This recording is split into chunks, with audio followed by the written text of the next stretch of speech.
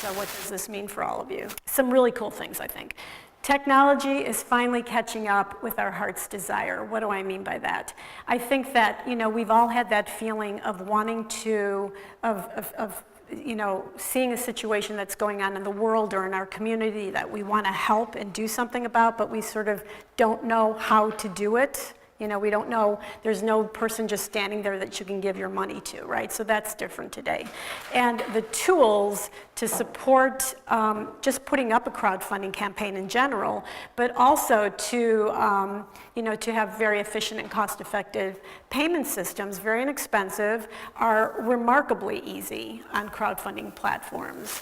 And my favorite one is that, one of the things about crowdfunding is that it's removed a lot of the gatekeepers that have previously held people back. And what it's also done is made us sort of co-creators of what is, where we want to give our money to. So now, going forward, we have so much more control in what products enter the marketplace, because we talk with our dollars, right? We no longer have to accept what some corporation says that we should buy or have or do or think. Now we should feel much more empowered to be able to have a say in that. So there are some misconceptions about crowdfunding that I talk about all the time, and one of them is, again, Matt did allude to it, is that somehow these platforms are a shopping mall, that there are people just browsing with their credit card in their hand, just ready to sort of give money.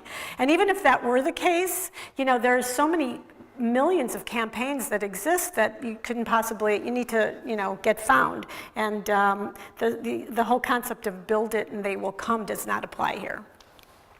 The other thing is platforms don't vet for fraud. This is, it's more important for you to understand this when you're on the donor end, when you're considering donating. How do you know if those campaigns that are up there are legitimate? Well, the platforms, they're very clear in their terms that they don't vet for fraud.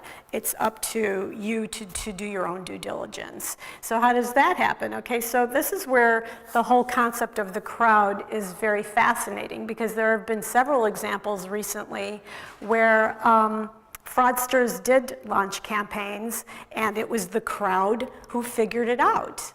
And how did they do that? Okay, well, part of it is, I like to think of, I think crowdfunding is very much a combination of psychology and data combined. There's this fabulous book, which I recommend,